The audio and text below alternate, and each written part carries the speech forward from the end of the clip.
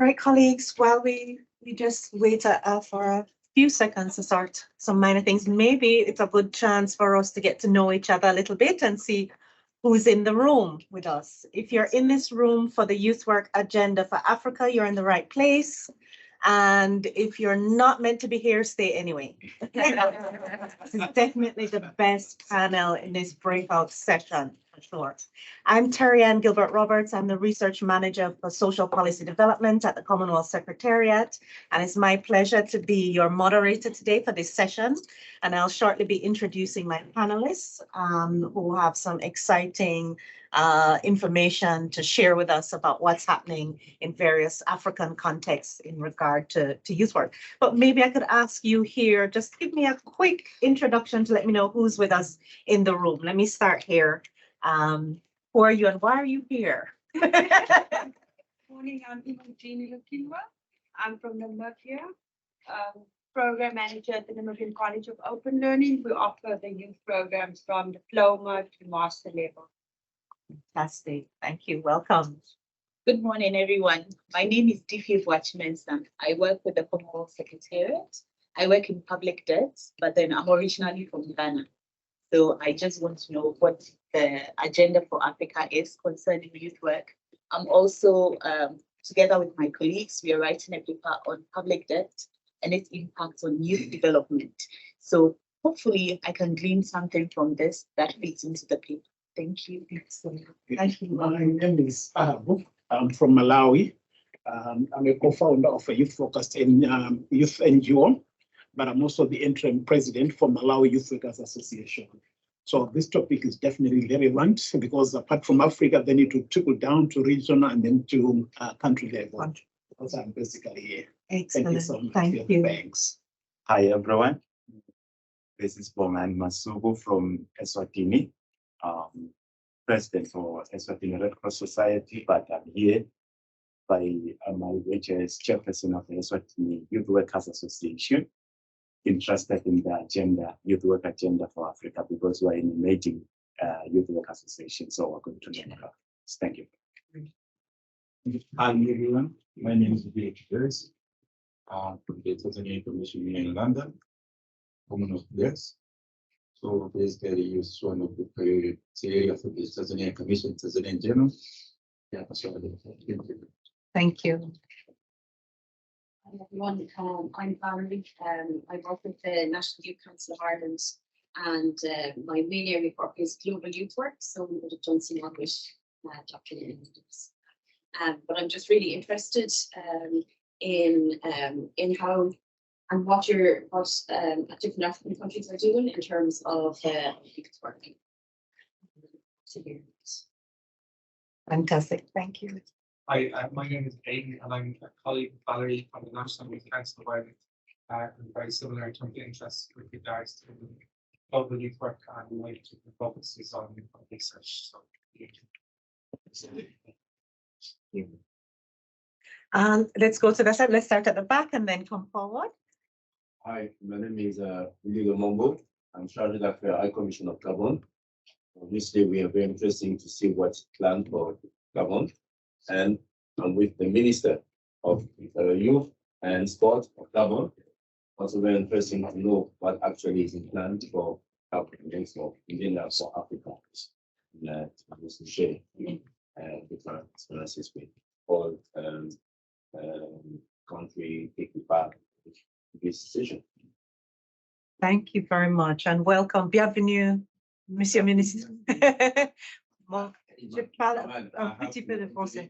His Excellency, yes. Frank Joseph Ngema. Your Excellency, pleasure. Thank you for coming. Hi everyone, my name is Heather. I work for a global INGO called BSO. We work across 20 countries, many of which are in Africa. We do a lot of work with young people. And so I'm here today representing my colleagues who lead on our youth work who are based in Ethiopia and Kenya. So I'm really looking forward to hearing about it. My name is Brian. I work with the correspondence of the Commonwealth. Basically, this is quite a very important study because I want to hear exactly what you're saying differently from other years. because we keep speaking of the same thing over and over again, and the implementation is quite poor for the member countries. So it's really very, very important that this time I want to know and hear firsthand what's going to happen and probably just publish it so that we're going to work what act like watchdogs to everyone involved. Yes.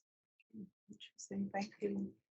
Hi, good morning. My name is Nelson. I work with the Scout Movement based at Africa Regional Office in Nairobi. And yeah, part of my role is communications, partnerships development, and advocacy. So generally being a youth movement and working with young people, I'm really interested in this and just to see what's happening across so that we also see how we can just contribute, but also support the whole agenda. That's it. Thank you so much. And I have with me here Katie from the NYA, who's helping us on tech, and Donna Kanangwa from the ComSec, also helping us in this session.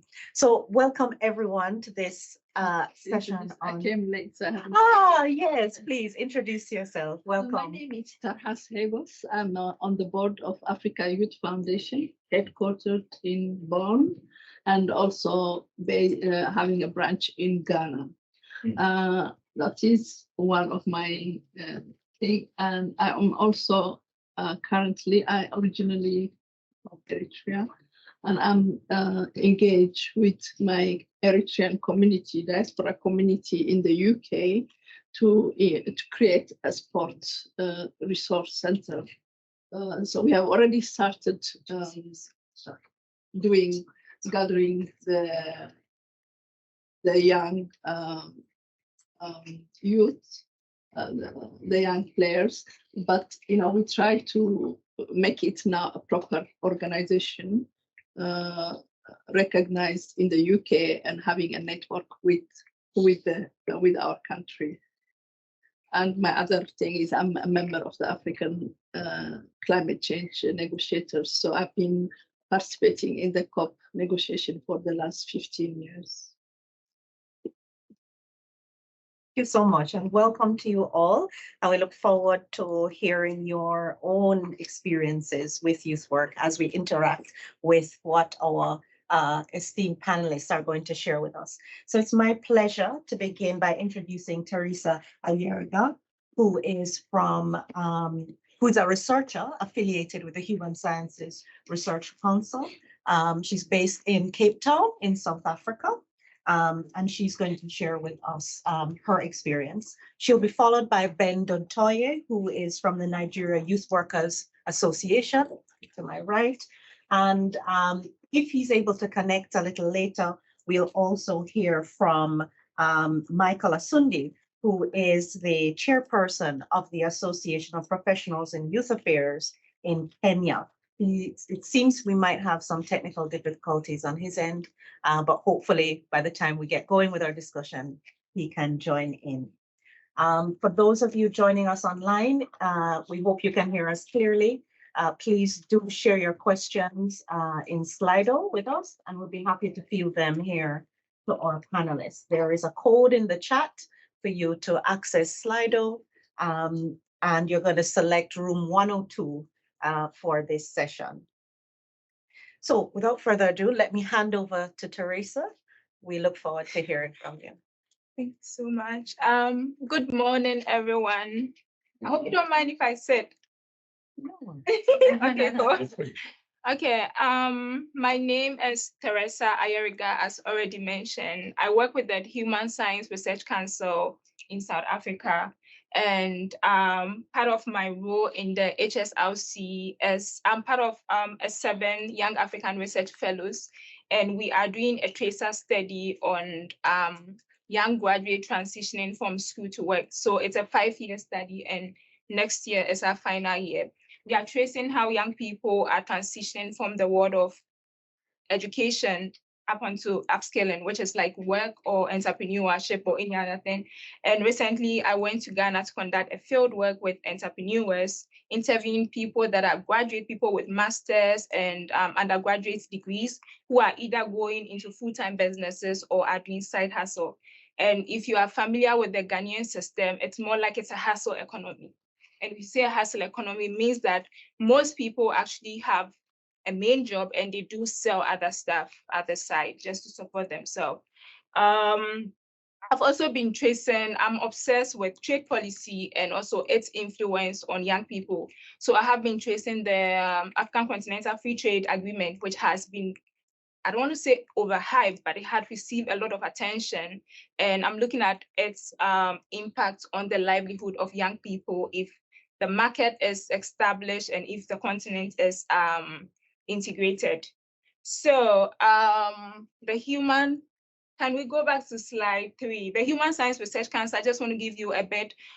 It's a social science and a humanities research agency, and probably the largest institution on research in Africa. And we conduct research and influence policy on poverty, job creation, the elimination of discrimination, inequality, and enhancing inclusive development. So you can understand the impact of youth work in our organization. And also because of the power dynamics and also the politics and history of South Africa, young Black South Africans are always at the verge of disadvantages, which includes exclusion from employment. On my topic, I literally took a week or two to write the main paper, because when I saw the advertisement for the youth work and empowering youth work, I thought the main thing that came into my mind, and also using myself as an example in my institution, which also has a lot of old people and some of the young people, I just wanted to see the power dynamics of how our voices are also heard in this institution. So the question that I was asking was, how would stakeholder engagement appear when involving young people? What would be the perception of young people towards it? And what consequences will it have on our development? So my major topic for the paper, which is still developing, it's not a final paper, just like I said, I'm still developing the paper, is examining gaps in youth policy development and empowering youth agency in stakeholder engagement. So my objective, I think I got very inspired on the first day of the presentation by Professor Salah. It looks like it's more like a disruption, but it's not, because when you look at the realities on the ground, just like some of you had mentioned that you want to see something different, I also want to see something different. Basically, we always see that there are policies that are being implemented. And when you look at the African continent, you look at national policies, we have strong policies that advocate for youth involvement in stakeholder engagement, in the creation and also in the implementation stage. But then when we go to the realities, we want to understand how are young people influencing these policies? Are they really involved? Are they also used as like catalysts in the implementation, and what is your stance on this? So the first objective is to disrupt the structures of policy strategies, and also to debunk the idea that young people lack skills and initiative to contribute to policy strategies. I said that debunk that idea because it's often said that young people need to be skilled up. Young people, we do understand that we have the education and we need experiences. Obviously, there are people that have worked in institutions and they've gathered more experiences than we have, but we would never learn if we are always on the other side. Young people need to be trusted. We need to be given that opportunity. So, and we also see from the history of Africa, you could see people that actually fought for colonization, even in my school, decolonization, when it comes to protests, when it comes to disruption of any injustices that occur in institutions, community, it's always by young people. For instance, when you look at the climate justice that is undergoing or has received a lot of attention, you can understand the impact and the level of influence young people actually have on policies. So I don't believe that young people actually don't have skills. It's just the opportunities that are not available. Secondly, to showcase the power and initiative of young people in their personal, community, and civil engagement. And the last one would be to change the perspective of youth engagement and emphasize their role as a primary catalyst of their own development. We want to own our development. We want to feel we are part of that development. And I believe we went for this Amore hat in the Oracle. And then this guy had he used his experience to actually challenge other people. Even though he's working with other subgroup, they actually use him to speak to the young people because it's believed they would connect. And we connect more to stories than we ever do to any other thing. So I believe strongly in using young people as the agent of change. Yes, I think I'm here. So this picture is just, I thought of this picture, I just picked this on the internet too. So when you look at a building, right, it has a foundation, and then when the building is finished, it's just so glamorous, it's just so nice. Everyone is happy to live in it. But the strength of that building started with the foundation. We want to get our hands dirty, which is why I use this. However bad it is, we want to be involved in the creation so that at the implementation and the development stage, just the sub picture, we would own it and celebrate it. We don't want things just handed to us. It makes it difficult to own and celebrate things like that. So what are the main issues? Challenges of young people. We all know young people face a high level of challenge. We could talk about education. We could talk about the lack of employment. We could talk about mental health. We could talk about the impact of technology, social media, and other stuff. And from the 2000s in Africa, we saw an increase in youth policy developments, which was aimed at closing the gaps in policy engagements and also to disconnect between policy intentions and the actual on-the-ground initiative that empower and involve youth as seen as token, young people seen as token gestures. We know also that literature and policy suggestions have over the past 2 decades emphasized on youth engagement at stakeholder level. I always use that word, stakeholder level or stakeholder engagement. Why the African Youth Charter? We are talking about Africa and we are talking about young people. We are talking about policy. We cannot start anywhere than to start from the very organizations that has policies or has the highest influence on the entire continent. Now, the African Youth Charter is a continental policy instrument that outlines the rights, freedom, and responsibilities of young people in Africa, providing a strategic framework for their empowerment and development at various levels.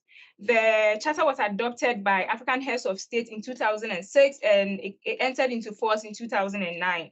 Today, out of the 55 African countries, 43 are signatories, 40 have ratified, and then 40 deposited their instrument of ratification. Recently, I was listening to the African Youth Envoy, and then she indicated that only 16 countries out of all these 55 countries have actually implemented the African Youth Charter.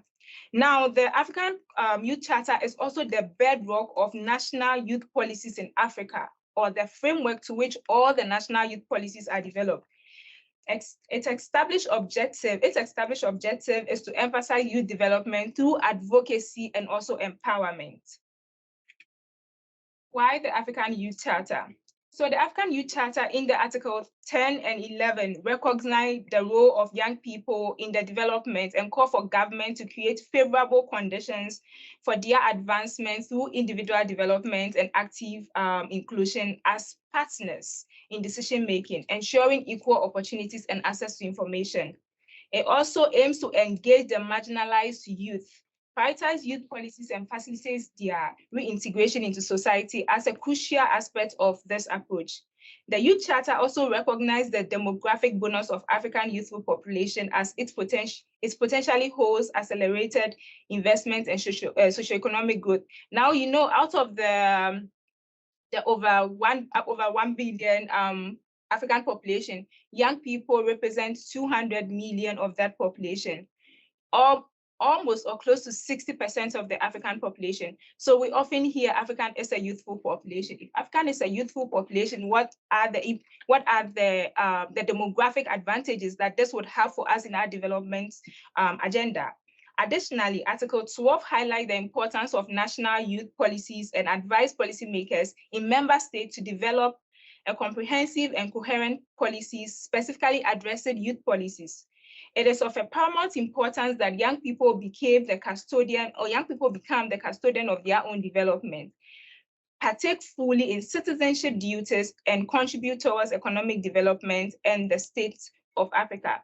I just wanted to also add that whenever we talk about the voices of young people, whenever we talk about youth agency in Africa, we cannot speak on policy without going back to traditions. We cannot speak on policy without going back to culture. We cannot speak on policy without going back to community engagement and development. Most young people grew up in a society, I would say myself, grew up in a society where you are being shielded. It's always the elders that are making the decision. Yours is to receive the whatever responses that are coming. So we've been groomed in a society that is already like that. Cultural-wise, traditional-wise, it is out of respect for a young person to actually sit and not even to contribute in any discussion. We see most young people or some of our colleagues even in kind of like platforms like this, and they're always quiet. It starts somewhere. It's a bedrock somewhere. So whilst we are talking about the policies, let's also keep in mind this kind of trajectories that are also coming out.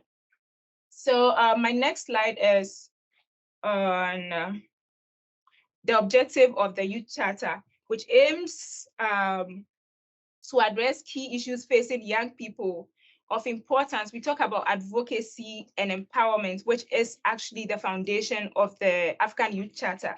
So with the exception of the youth participation, the Youth Charter also aims at providing employment, sustainable livelihood for young people, education, skills, development, health, peace, security, and it also makes room for young people with disability and those in the diaspora, so that development is more diverse and voices or agency is actually attributed to all levels. It also provides avenues for effective youth participation in development process, and also advocates for the establishment of youth councils, forums, platforms at various levels, ensuring that young people have opportunities to voice their opinions, contribute to policy formulation, and influence decision-making process.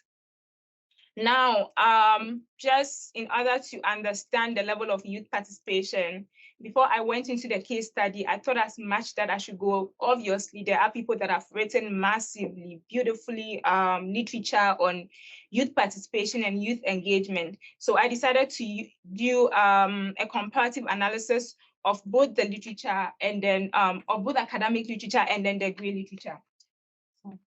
Okay, so while the academic literature offers theoretical framework and empirical research, gray literature shares practical perspective for those actively involved. So the academic literature on youth involvement in policymaking in Africa from 2000 to 2020 by Smith explores challenges, opportunities, and best practices for youth engagement in government and development. It examines youth representation, barriers to participation, and technological roles, policy relevance, capacity development, and partnership. In a study, in a youth study on Sub-Saharan Africa on advocacy, it was identified that youth-driven movements influence policy agendas, promote social justice, address education, employment, and health. Ensure brief focus on youth participation on local government process in East Africa, specifically in Kenya, Tanzania, and Uganda. The study explored mechanism and platform for youth engagement at the local level, emphasizing the importance of inclusive spaces, capacity building, and partnership between youth organization and authorities. In the title, Youth and Technology, Harnessing Digital Platforms for Policy Advocacy in Africa, Ngura explored how technology, specifically data platforms, enable young people and policy advocacy in Africa, emphasizing the social media, mobile applications, online networks as tools for voicing the concerns of young people. I'm just going to go to the gray literature. On the study of the strategies and best practice for promoting youth involvement in policymaking, highlighting the importance of inclusivity, youth leadership capacity, and meaningful participation. The report offers practical recommendations for enhancing youth engagement in policy process. It explores the role of youth-led advocacy in shaping policy agendas, showcasing successful case studies, and emphasizing collective actions, storytelling, and data platform. collaborative between youth organizations and policymakers, highlighting successful partnership and engagement models that emphasize co-creation, mutual learning, and shared decision. The great literature from NGO personnel also offer insights into youth involvement in policy making, showcasing strategies, challenges, and success stories. It emphasizes themes like inclusivity, capacity building, technology, enable participation, and partnership building. This literature emphasizes the importance of multi-stakeholders collaboration, youth empowerment, and recognizes youth as change agents. It enriches the understanding of youth involvement in policy making, and serves as a valuable resources for practitioners, policymakers, and researchers. Case study 1. Okay, yeah. Let's go to the case study 1. So I decided to also, after doing a research on the African Youth Charter and also going back to the literature that have been provided on both the gray and also the academic literature, to do a case study of national youth policies and also on what has really been happening in these African countries. Obviously, I started with South Africa. So in South Africa, there's a comprehensive national youth policy that aims to address youth challenges and promote their active participation in policy making. The government has implemented various initiatives, including youth councils and bodies, to engage young people in decision making. While this effort has been successful in creating opportunities for youth participation, challenges remain in ensuring meaningful representation and translating youth into inputs of policy outcomes. My case study number 2 was on Ghana. So in Ghana, youth involvement in policy making is recognized as crucial for national development. The country has developed national youth policies to empower and engage young people in decision-making process. Initiatives such as the National Youth Authority and youth councils have been organized to facilitate youth participation in policy dialogues and decision-making. While this effort demonstrates the importance of institutional framework, challenges persist in coordinating and sustaining youth engagement initiatives, ensuring inclusivity and bridging the gap between policy formulation and implementation. My case number 3 was also on Kenya. Kenya has a national youth policy that aims to empower and engage young people in policy process. Initiatives such as the National Youth Council and youth-led organization facilitate youth involvement in policy making. While Kenya showcased successful practices in youth engagement, challenges persist, including limited resources, coordinating issues, and translating youth input into policy actions effectively. My last case study was on Nigeria. In Nigeria, the National Youth Policy emphasized youth participation and empowerment in policymaking initiatives like the National Youth Parliament and youth advisory bodies, which provide platforms for youth engagement. Nigeria demonstrates successful practice in youth involvement, but challenges persist in ensuring diverse youth representation, addressing resources constraints, and translating youth input into policy outcome effectively. Sorry. So on the comparative analysis of the case study, so we found the common challenges across the case studies include ensuring meaningful inclusion of diverse youth voices. Additionally, power imbalances, limited coordination between stakeholders, and the need for stronger monitoring and evaluation mechanism are challenges faced in each context. Overall, the case studies demonstrate the importance of creating an enabling environment that promotes youth participation, empowers young people, and ensures their active involvement in policy making. I think this is where I end my slide. I do have some suggestions, but before you see my suggestions, I think we should go to the last slide. So I'm literally looking forward to your contribution. It's a developing paper, and we've all said we've heard about policy making. We've heard in all conferences that talk about youth participation, youth engagement. Yet when we go to the ground root, we see something different. So how would we ensure an inclusive stakeholder engagement among young people in Africa? Thank you. Thank you very much. Thank you for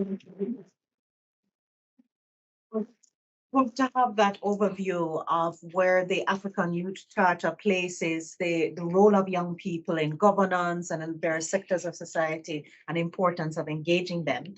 I think what we might do is let's go to Ben and we'll come back, but we might want to hear more from you about what you found when you looked at those case studies, what you found about their treatment of the role of youth workers in supporting young people in youth engagement. So you can think on that one and we'll come back and talk about suggestions. So let us go to Ben and ask Ben to Ben, over to you. Thank you. I like to stand up Okay, that's fine. so that I can make it a little interactive. Good morning, everybody. Good morning. Yeah, my name is Ben Dontoye. I'm the president of the Nigerian Youth Workers Association. Nigerian Youth Workers Association is an affiliate of the Commonwealth Alliance of Youth Workers Association. This was an association we established about 3 years ago. Myself and a couple of, Nigerians, most of us being former youth activists, some of us working in the youth ministries, some of us leading youth-focused youth serving organization. And we have officially passed the age of what the National Youth Policy says youth is about in Nigeria. In Nigeria, then, the National Youth Policy says youth is 18 to 35. But now the age, of course, has been brought down. We want to meet up with the global best practices. So we came up together, all of us eager, saying, look, what's going to happen? Let's do something. So we started what we call NIWA, Nigerian Youth Workers Association. I am a former president of the National Youth Council of Nigeria, and that is the umbrella body of youth in Nigeria, as we all know. Then I was the first president of the Pan-African Youth Union. Most of us will know the Pan-African Youth Union. The African Youth Charter, I was on the team that drafted the first African Youth Charter then, as a very young guy then. All this while traveling around as a young person, doing so much around Africa and the world.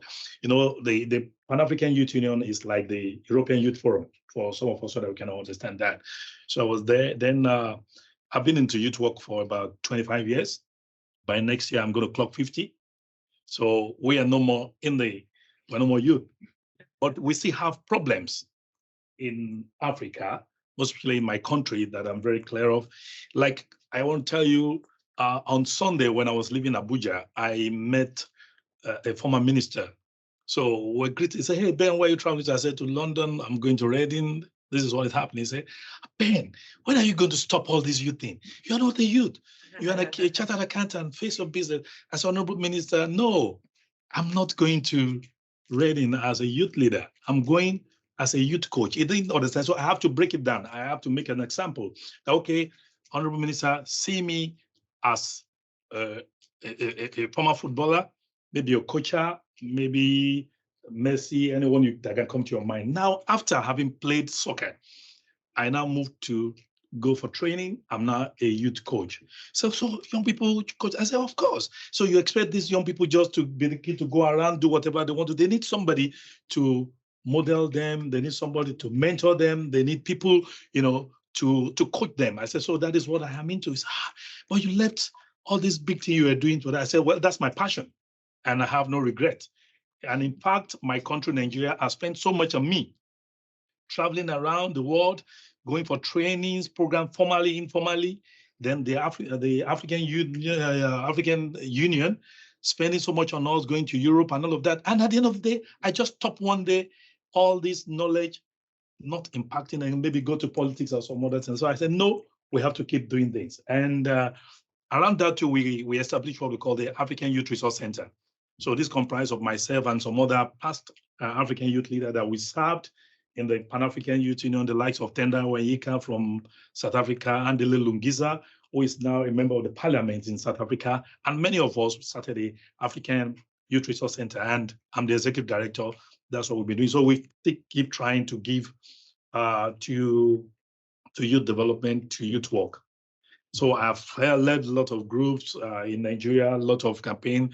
A couple of times, I was unfortunate to be arrested and thrown to detention for some days, for some youth agitation in those days. But I don't think those things I can go because the body is now weak. But it was fun, and we were really putting government on the toe. That was when in 2003 we have the first national youth policy in Nigeria. It was a battle between the Obasanjo administration and some of us then, because they are not just interested. What is all this youth thing about? But eventually, even on the day, we ensure that the president declared the summit open, where we have youth representatives from around Nigeria to draft the first national youth policy in 2002. So youth work. What is this? Youth work, as we all know. Okay, all of it. I think I've said that. I don't need to bore you. Like I was telling them that almost most of the things I'd like to share with you from Monday till now, I have heard it from one group or the other. So just for us to move fast and make it interactive, So we can go to the next slide. So we started youth work in Nigeria. Actually, it was very difficult. Even the government wasn't giving us any opportunity. The Minister of Youth and the state commissioners in charge of youth were very difficult at that time, because none of them really understand this new thing we're talking about. What is youth work? And we have a big problem at the time, because we're mentored by Professor Robin of Hewa. It got to a level that when we want to register, we went to government and said, the name is Nigerian Youth Workers Association. No, we're never going to register you. You want to start another round of workers union in Nigeria because of the word worker. And that took us another 1.5 years. Professor Robin had to write. At the time, I convinced the permanent secretary in the Federal Ministry of Youth, he has to write. We put all this document together. The man told me, he said, look, gentlemen, we can't register it. We are, out of fear of trying to understand what the youth worker, they thought we're trying to mobilize young workers. So these are some of the things, because nobody understands. So that's why my presentation will be based more on the need for increase in advocacy, for people to really understand what we're talking about, what we're doing. So when they see bald and gray-haired man like me, they will understand that it is not that we are filling the space of the youth, because that's what some of them feel like, that, okay, the role of the youth. No, we are not feeling, we are trying to be there to guide these young people to excel and to perform even much more better that, they can do. You can go, yeah, let's go. Yeah, well, we can share all this later. It's not that. Continue. Yeah, challenges of youth work in Africa. I've started some of it. In contemporary African society, youth work is faced with increasingly challenges which also affect and shapes its prospect. With the frame of these emerging issues, youth workers are anticipated to be innovative in their approach to tackling, solving, and managing these new and contemporary issues and the problem they pose, compared to other professions like nursing, psychiatry, and social works, and all that. What am I trying to say here is that many people want to see youth work, even youth workers. We want to see what we do as a recognized profession. In Nigeria, we have what we call the Nigerian Medical Association. In Nigeria, we have what we call Nigerian Bar Association. I have an association which I belong to, which is the Institute of Chartered Accountants of Nigeria. I'm an accountant, primarily by my training. We have all these associations. And in Nigeria, in Africa, we don't have association that brings us together.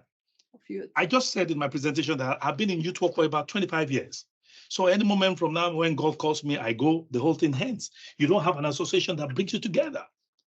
And it is when you have an association that what you try to push for can be better heard, can be better listened to. So there's a need for youth work to have very strong association. So I think KY and different countries, youth workers association need to be encouraged. They really need to be supported to be strong. And in the case of Nigeria, we have 3 groups of people in our youth work. We have those of us from the non-governmental angle. We have different youth NGOs. We're working for young people.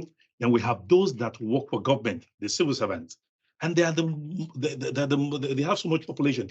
In the Nigerian Youth Workers Association, we have about 800 registered members now.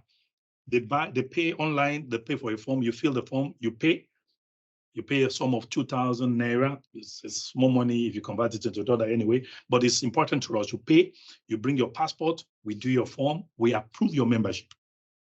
So these are all what has been happening, and it's getting more acceptable. But in the beginning, nobody was listening to us.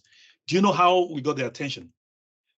There was a time the Commonwealth Office and KEWA were doing this granting grants to support country youth work. So the Nigerian Youth Workers Association, we got £5,000 to support our association. So I just gave some journalists, so just put it, breaking news. Commonwealth and KEWA approves £5,000 for the Nigerian Youth Workers Association. The next 1 week, I was receiving telephone calls. Hey, Ben, how are you? Yeah, this association you've been talking about, how do we come in? I said, oh, which one? I said, oh, he said, actually, I've been busy. I learned that the Commonwealth gave you $5,000. Oh, I mean, pounds. I said, oh, is that what you are interested in? But at least everybody started getting attention. We started drawing people. Now I am the president. I'm from the non-governmental side. My deputy president is a federal director in the Ministry of Youth. My secretary is an assistant director in the government. So we've been able to mix it together. And in Nigeria, we are on a federal government where you have civil servant in the federal government and in the state. So we have representatives from the state, we have in the federal government, and those of us in the non-governmental circle. So we've come together. And I want to ask you, to announce to you that by next week, the federal government is trying to give us an office complex.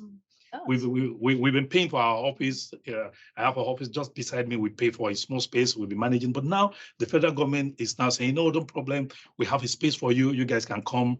We put some desk and everything for you. Then we put a very big signboard so that people can say it. We put Nigerian Youth Workers Association, so that people will start coming in and asking questions. We have a very active website in the last 3 years and we've been running. So these are the kind of little things we've been trying to do to spread, but we still have a lot of challenge, of course, but I think we're making progress. So yes, continue. These are, I think, yeah. So part of it is low patronage from the government. Youth work in Nigeria and Africa as a whole lacks relevant act of parliament. Yes, we have reviewed the Nigerian youth policy about 3 times. We have the implementation strategy. We have all of that. Even in the African Youth Charter, there is no mention of youth workers. The people that are taking care of these young people, nobody's talking about them. So I think when we're able to push some of these things, that youth workers are beginning to appear in some of these very critical documents, more attention is going to be given to us. Like in my country, the Ministry of Youth, volunteerism is going down, funding is not going into that and all of that. And part of the problem is that in most of these African countries, we have what we call the Ministry of Youth and Sports. Mm-hmm. In Nigeria, I can tell you categorically that 75% of the budget goes to sports, while the 30% the youth development tries to manage. And what is the effect of this? The ministry is not able to organize enough programs for young people. The government tells you, oh, what are you telling me? The football, soccer you're talking about, are they not the young people playing it? But the problem, I try to explain to them that the average Nigerian who is a footballer is doing that for commercial purpose. When he wins a trophy, he collects money. The youth work and all this thing we're doing, nobody even recognizes us. Nigeria gives national honors to some people. They don't talk about a lot of people, whether formally or informally, that are giving a lot, serving young people. I know a lot of work you've been doing across the world, especially with African youth, even you and all of that, but no recognition. But for somebody who is doing something that is like business to him, having playing soccer and you have made a lot of millions of dollars in that, you still come to your country, you are being honored. What about this young man that goes around from villages to villages, talking to young people, making them change their behavior from taking drugs and all of that to responsible citizens? You don't recognize them. So these are some of the areas we think we need to look at. So there must be some kind of awards, some kind of recognition for the youth workers. So we need to look at it. They must be taken very seriously because most of them do this work like me on volunteer. I've never had $100 or $1 on youth work. It's been volunteerism. So they must take it seriously so that people can now come into it more professionally. Yeah. 5 minutes. Yeah, I've said that, making lack of training. Yeah, capacity building. I mean, oh, fine. Okay, thank you. Capacity building and training. Majority of us in Africa, mostly in my country, as a case study, we do youth work from our brain, what we think. I have a couple of faith-based organizations that I partner with. They invite me for presentation and all of that. And a particular one, a Reverend Father, was having what they call the Catholic Youth rally, like a conference. And he saw a boy and a girl in one corner talking. And, so as I was arriving, he came to receive me. So he just said, "Honorable, please wait." He sort of said, "Look at those guys." Then the next day, I saw him looking around. He was looking for a stick. So he got the stick. And I said, "You, both of you, in my camp?" He was. I said, "Father, come back, come back." That is not the way. So I have to call him. You sat down with these people, and I said, "Look, it's not about spanking them. It's not about shouting. You need to do this thing professionally." And that is the chaplain in charge of these people. And he feels that the way to treat it is by. So because there is no training, he's just appointed maybe by his bishop as a chaplain. I come into youth work as an activist and continue to train my youth according to my culture, according to my region. There should be standard. That is the code of ethics and all of that. So we need to make it more popular. We need to make it more impactful and let people know what we're really doing. And above all, also the funding. Yeah, so the Commonwealth should make it a strategic objective to set up a task force that will focus on the professionalization of youth work in Africa. There was a time that we were running in the University of Abuja. I even started then before I didn't complete the program. It was a diploma in youth development work. Now it has stopped. So there must be short courses. Some people just want what we call like a kind of certificate course. Some want a degree and all of that. There's no university in Nigeria, that offers a degree in youth work. What we still have is social works, and all of that. So these are some of the areas we think we need to look at. So government and most of us in the non-government side too should continue to push for this. The professionalization is very good, so that at the end of the day, I can say I have paper qualification. In most ministries in Nigeria, what happens is you pick Mr. X, who is a director, water resources, and you're just doing transfer. They just bring in director of youth development. He comes to the place, he wonders what is happening here. Then maybe one day some of these youth come, "Hey, no, we're not going to take this." Then he gives instruction. "I don't want to ever see these young noisemakers around me again." So there's a crisis because he doesn't really understand. And also the ministers too. The ministers just come, no background knowledge, and all of that. So I feel even if you are appointed as a minister, if you are appointed as an administrator of youth, there should be a short course quickly you go for. Maybe online or something, so that you can have an understanding, because it is not like some of them used to think. There was a time when I was a commissioner in my state, though I was commissioner for information. So the commissioner for youth had a big problem when it goes to the parliament to defend the budget. The commissioner for finance is the chairman of the committee. They say, "Oh yeah, honorable commissioner for youth and sport, please welcome, sit down." Yeah, so that, yeah, tell me, you need 200 million naira for your youth. Tell me, if I put this 200 million naira, what do I get back? So they want to treat youth as you're treating your revenue, internally. No. You should understand that youth development is a place you continue to put inside. The effect of what you say is a reduction in crimes, in attitudinal change, and all of that among your people. You can't put it at the same scale with departments of government that are generating revenue. So immediately you are discussing with them that no, you are not bringing anything in. They cut down your budget. They just give you a meager amount of money just for your ministry to survive. But at the end of the day, you don't do anything meaningful. So I think that's the recommendations are here in the course of my talk. I think I've mentioned most of it. You can continue. That's professionalization. Yeah.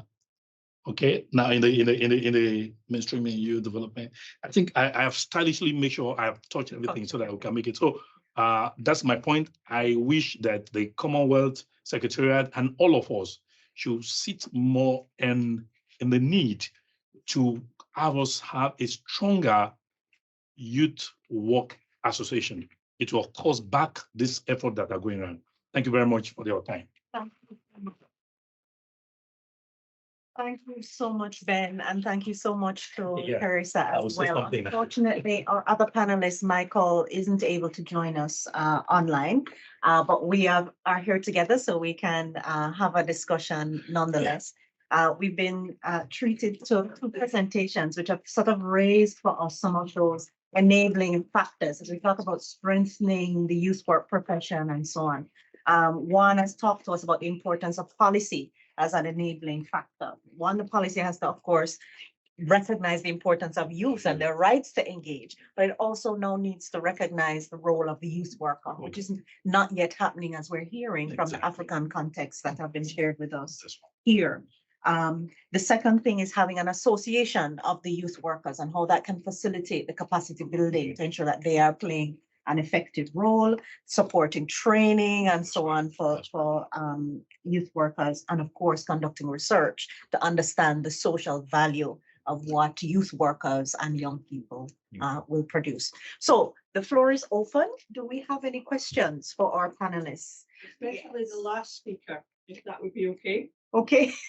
Then I can get, because I just missed your. Sorry about the photographer jumping in here, but that would be lovely.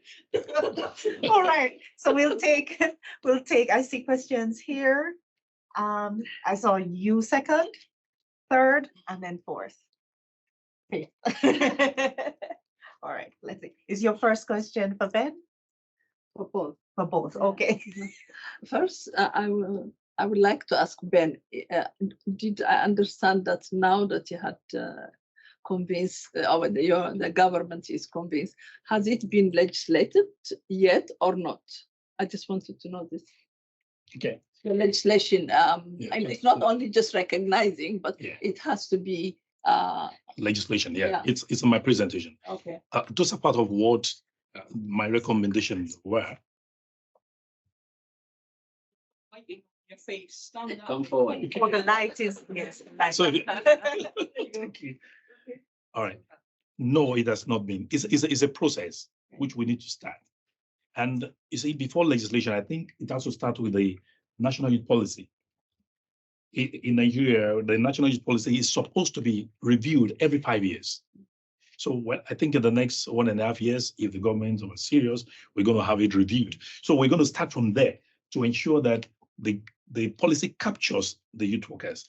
So from there, when it says there should be a youth workers association in the policy, we can now take that and go lobby in the parliament to make sure that we put a bill before the parliament for the establishment of the Nigerian Youth Workers Association, or whichever name that will conclude at a particular time. So we're here to get it. Yeah, but do you know of any other African country? I think Rwanda has a very recognized and ratified, even separate ministry on youth. Yes. In Rwanda. So So what I am thinking is, like, what you're doing is a good job, but it will be if we have somehow like a unified framework in Africa where each and every other countries can use this as a synergy. Exactly. That is one. And secondly, I'm personally myself, as my role as a mother, as a diaspora, and coming from a war zone where we have lots of refugee things. For example, you did your research, and I'm sure I hope you will do more research on our youth who are talented, but they are all in these refugee camps, moving from one war zone area to area, like for example, Sudan now. I mean, like, it's just incredible. Young girls, and they are in their journey to go to one place, they are getting raped, they are having their organs trafficking. So many things are happening, and it has to be inclusive of this youth. What to do? What can we do? And then the other thing is, as a mother and as a diaspora, just about 10 days, we had a meeting with my community, who is my community is very organized. And what we are doing now is we are trying to use sport to bring, I mean, like, they're doing a lot of, I'm so impressed by my community people, really, not because they are my country, but so what they do, for example, is the children who are in London, so by borough, they engage them every weekend to play football. So they have their own teams. And then what we do once a year during the long bank holiday, we also have tournaments. So we bring all these kids in a big hall, and even other children from Birmingham, from Manchester, they come and they all play, and they have this game, and then who is the winner and all this. And I've been going to these tournaments for the last 3 years, and then we said, I think we have to do more for these kids. And as mothers, one thing I realized, I have one son, is that we think addiction is crime or drugs, but our children are also addicted with this pornography. They get so obsessed with it. That's also another addiction. And I was looking at these messages that mothers, this mother was so worried. She sent a message, what should I do? My son is so addicted. And all the people who replied to her, what they told her?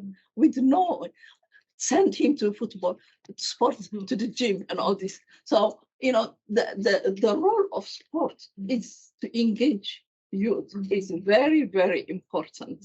Yeah, and so we need to include also our African children who are in diaspora. And I have a friend of mine. I met her in the church. She's Nigerian. She spends her time every Sunday in prison. Why? Because the youth, our African youth in prison, the numbers are so high. She was telling me the number from so high from Somalia, from Ethiopia, from Eritrea. Why? Because these three, because of our tradition, of the way we raise them, I don't know, they are the most vulnerable children in our diaspora community. Those people who are in drug business, they use our children. They don't go to the Indian or Pakistani children. So we need to be alert. Our, when I say need, parents also need to be trained. It's not capacity building should include parents as well. That's right. Yeah. So this is what I'm saying. This is for those young researchers like Teresa. We need to include our youth in the refugee camps, and also in Europe and in America, who are most of our youth are in prison. Very few are doing well in school. Thank you. Thank you very much. Thank you for those suggestions. Thank you. Second, yes. Thank you very much. Colleagues, we only have about 10 to 15 minutes, so we have to keep the interventions short so that we can allow the presenters to. Thank you very much. Mine goes to Teresa. Thank you very much for your presentation. But one would like to know what influenced the distribution of your case studies. Are you going to get a voice that truly represents all the African young people in terms of stakeholder engagement, that influence? And then the second one goes to Ben. Thank you so much, Ben, for sharing that. We, as an emerging youth workers association, who are learning, one would like to know because we are here about the agenda, youth work agenda for Africa. Do we have a document that unpacks the agenda, Commonwealth agenda for youth work that you use as a guide? We also want to align as we are establishing ourselves. Thank you. Thank you very much. Yeah, if you want to take those questions, yeah. I think my major focus is to highlight on what young people are already doing in this spaces, whether Nigeria, Ghana, regardless of the policies that are coming. What individual, that's why I'm actually focusing on the grey literature, what NGOs are doing with it. These young people, what young people themselves are advocating for, establishing agency in either their communal, the personal, the community, or civil engagement. Yeah, that is my focus for the case studies. I just wanted to bring out the politics in the national policies and the gaps in that, and then what others are doing, regardless of the governmental support and funding, and yeah. And why did you choose those four? I don't have a specific reason for choosing the case study. Maybe when I'm done with the paper, I might have a reason, but for now, I just thought. Maybe also try to create a database, for example. I think it would help for Africa. You know what I mean? Yeah, a database is. Yeah. It might be helpful just to see, because you're doing your comparative analysis now, and to see then what are the differences, to make a sort of rationalization or rationale for why those four. Yeah. Is it that there are different parts of the African continent? Yeah. Is it that they have different political cultures, for example? That's right. Might be something. So the literature might point you to the way in which, you know, political culture, socialization as well affect the policy development process. And those might be factors that influence what you're seeing in the documents, what comes through in the rhetoric and so on. So it's something to think around. That's a good point. Ben, do you want to Yes, respond? The Commonwealth Alliance of Youth Workers Association have a document to guide. Yeah, and like you rightly said, you know, it's emerging. So I think some of these new developments are what is forming. You know, like for example, when the little we're able to do in Nigeria, often when I share pictures and videos with Lynn and Professor Robin, they're always surprised that, oh, so this is possible, you know. So gradually, you know, so we're growing. But I think with Professor Robin, you can discuss with her, and they have a particular model that they try to share. Yeah, but like she's saying, it's all about your local your content. You know, it depends on how your country runs. You know, what works directly in Nigeria might not work in South Africa, might not work in some other sites. Okay, colleagues, let me take the round of 3 questions together, and then we go to the panel. So we'll take note of all 3 and then allow the panel to give the final word. Thank you so much for your presentations, Jane and Teresa. I was also looking forward to hear from Michael, because I believe Michael is a youth worker and he was supposed to share with us what he's doing in Kenya.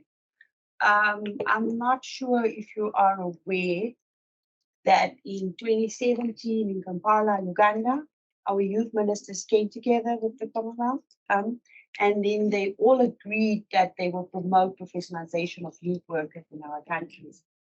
Yeah. So that's where we as NAMCO came in, and we started offering the qualifications, starting with the diploma at the Commonwealth Secretariat of Wales, and then the bachelor at University of West Indies, Vail, and now the master program. So what we did in Namibia, we then contextualized it for our purpose in our country. So that's available. KY came on board with the associations because that's another pillar that needs to assist in order to professionalize youth workers. Actually, 40% of the population is youth in Africa, and research has shown that that percentage will double in 2050. So we're looking at quite a big size of the youth in our countries. And I'm quite concerned because listening now for the past 2 days, you know, what's happening in the UK, you know, all these beautiful success stories. And I'm saddened that I can't hear about Michael because back home there's not much happening. Mm. And I'm worried about our youth and who we are allowing to work with our youth and what guidance do these people get, what skills do they have. So Teresa, I believe there's more that you can add to your study. And Ben, you mentioned that the Commonwealth Secretary might bring up a task team because we are not getting the support from our ministers. Yeah, so I don't know if it's a question, a comment, but I really want to hear from you. Okay, hold those points, and then we go to the second. Yeah. Okay. Thanks for the presentations, Teresa. I just have a few points which I'll need to share with you, and some of them probably we can action down the line. As you mentioned, we've got a number of gaps in the African Union Charter concerning the youth, and this trickled down to all the blocks, SADC, ECOWAS, and the up north side, but another block. Even the youth policies in most of the African countries, it doesn't mention a youth worker. There's no youth worker. In scouting, even the NGOs, in scouting, it mentions about, it talks about an adult leader.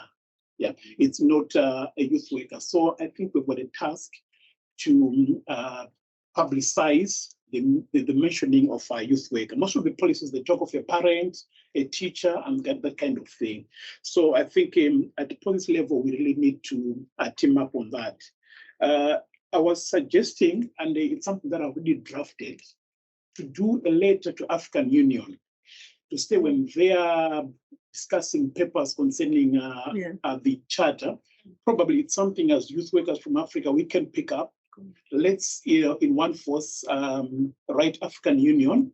I think Addis Ababa, I don't know if there are somebody else. Ethiopia, yes, Ethiopia. Even today, they have a big, this 2 days, especially today, they have a big one on AU. And I'm connected with the youth group in Addis and also in Zambia. Also, they are very active. Yeah, so we need to collectively bring that to their attention so that a youth worker can be captured. And also that has to trickle down in all policies, national youth policies.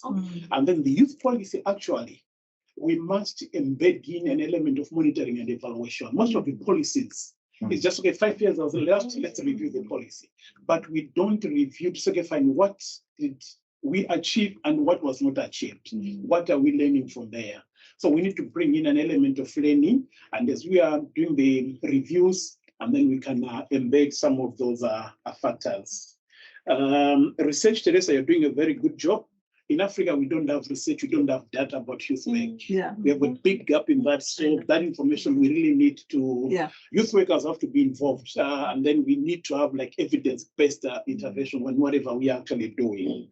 So M&D, let's embrace that in our recommendations as well. Policy review I've actually mentioned. And then you mentioned about wars in Africa and political instability. Talk of Zimbabweans. How many Zimbabweans are in South Africa? Plenty. And these are young people. They are not involved in youth work in South Africa because these are treated as illegal immigrants. But we are looking forward to a time when they'll go back to their country. There's going to be that gap in terms of youth development in that particular country. So as an African Union, maybe we can say we have got these people who are refugees in respective countries. How do we accommodate them as well? We mentioned of prisoners and all that stuff. These are the elements which we need to capture as well as we are doing that in a unified approach. And I'm sure African Union will be the way to go, trickle it down to SADC, ECOWAS, COMESA, and all that stuff. I think we should also include UNDP because UNDP is quite active in youth in Africa. I saw them, they have an office in Egypt and they get, during the COP, lots of youth had been there for training. Thank you. Okay, fine. So basically, I have that. Okay, the last one is localizing youth work. Okay, at international level, maybe at African Union level, we have just like a skeleton. Then I think the small bits and pieces, we can localize them. In most of our countries, we've got local initiation ceremonies. Exactly. Yeah, so probably I look at it as it's an indirect activity of a youth worker. So as locally these young people who are going through initiation, we can say we can come into there and also mentor the young people.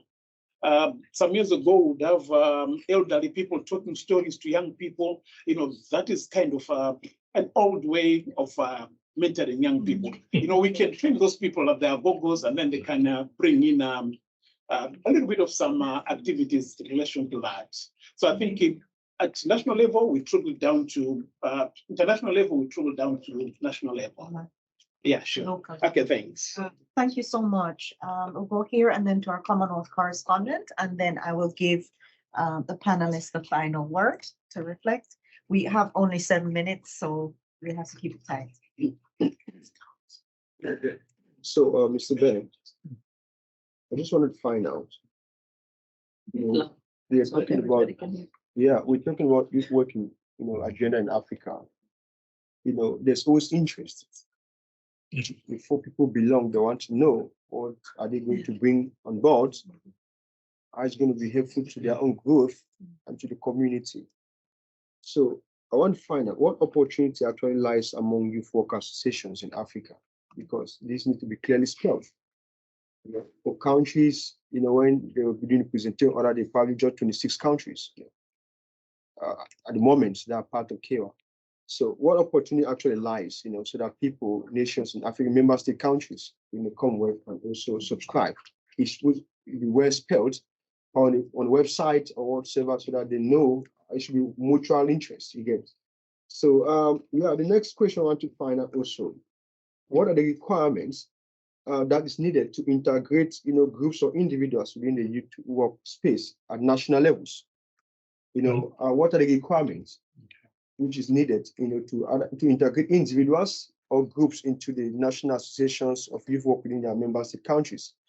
Be mindful that probably if you don't pay attention to criteria, you have a lot of people with different objective and agenda pollute the objective initially meant for the work in the country, because you're talking about like 800 association or groups already members. No, individuals. Individuals, okay. Now, is a platform admitting individuals or leaders of groups or associations? I want to know, and how many people, if it's an association that is becoming a member of the network, how many persons need to be part, so that you don't have confusion, all of those things, and also the structure. Is it that the president is going to be the president for lifetime? Is it for 2 terms? Because these things are very important, leadership in Africa context. Why we have bad governance, we have issues of poor development, is because these things are not well spelled.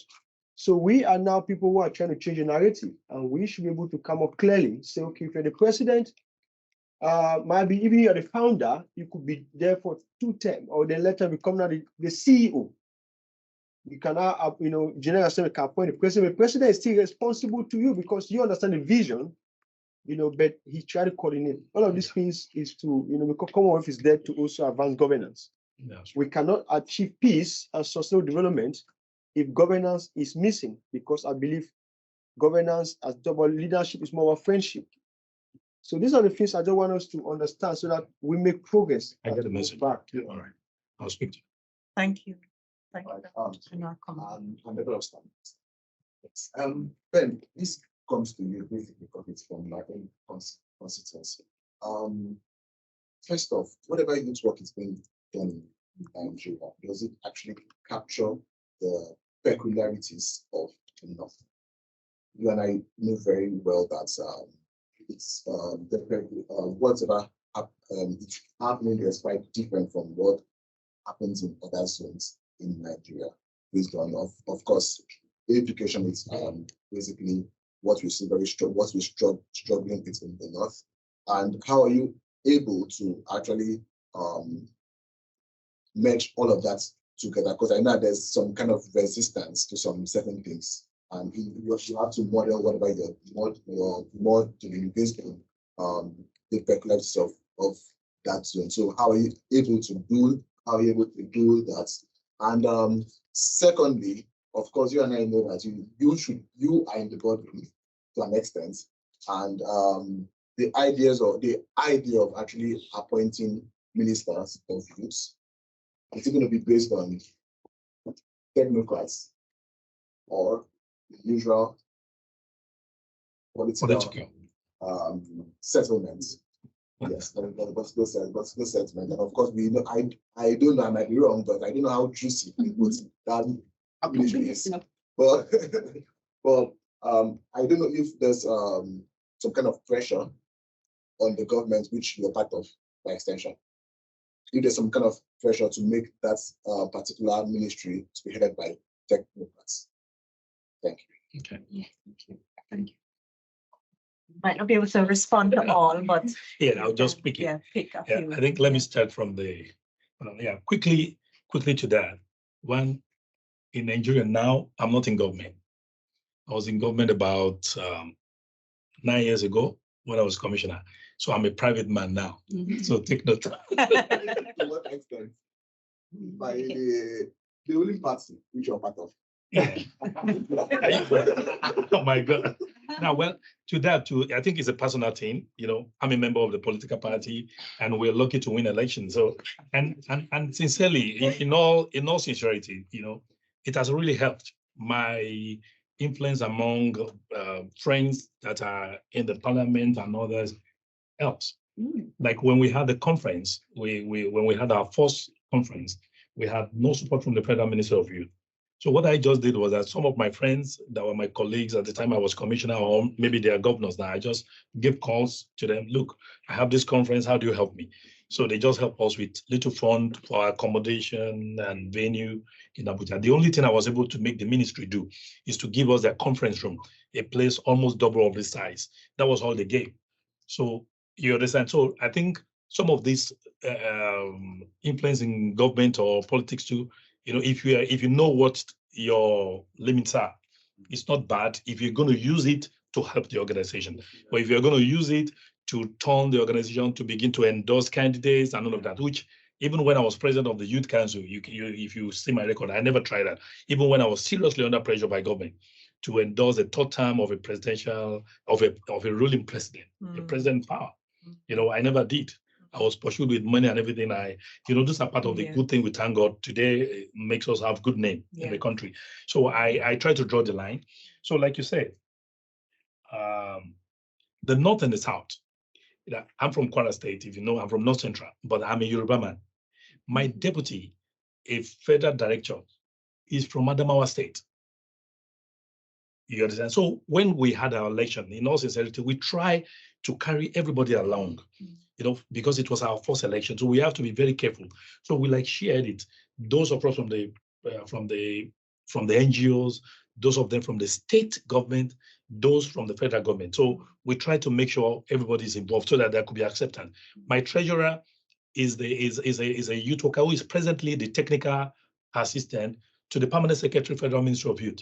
So you understand, Stephen, I know you know Stephen. So that is how we spread it. Everybody is involved in an open election where people voted. And to answer your question, there is time. Oh yeah, sure. There's timeline. We have a constitution, which I'll put on our website, so that you can copy it. We have a tenure of 4 years. So I can't do more than 4 years, except you are re-elected. It's a 4-year tenure. I spent like 1 year for the interim when we're trying to put ourselves together. Then we had an election, which were all elected in an open election, supervised by the ministry, and there was an electoral committee. We made it to be very transparent so that we can lay a standard for the future. So you understand that. Requirements. The requirement. Let me just quickly speak. To catch him. Then we can discuss that later. Yeah. The requirement. The constitution of NIWA is into 3 categories. We have those that are professionals, like he was talking about. We have those that are just, interested. You can't put them at the same level. Matters. So we have 3 categories. When you check the constitution, you get it. Then we have what we call the induction ceremony. I think you raised that. We have a ceremony when we started, including myself, we lined up, to make it serious. We did induction into the association. So when you come, we do induction. And also there are state chapters, and that's what I want you to pick. The boss, you're busy now. I'm answering you. Yeah, let me just. Now we have what we call the national executives, which I'm the president. Now we go to the zone. Nigeria has 6 geopolitical zones. So I'm the president. I have a deputy president. Then they have vice presidents for each of the zones. So now they are state chapter chairman. So you're supposed to be a chairman. They said you join from being a member of the blah blah blah. You know. So You can give some details. I think we're actually out of time, and I want to give Teresa, Teresa a little time. So was there one other? I think just 1 point, and then we give Teresa a chance. Now I think above all, let's take this in a step at a time. The first national youth policy of Nigeria does not have the National Youth Council inside of it. The next time, I was the president then. So we influenced, we were in all these subcommittees, we monitored that they should put the National Youth Council and our roles to recognize it as the umbrella body of youth in Nigeria.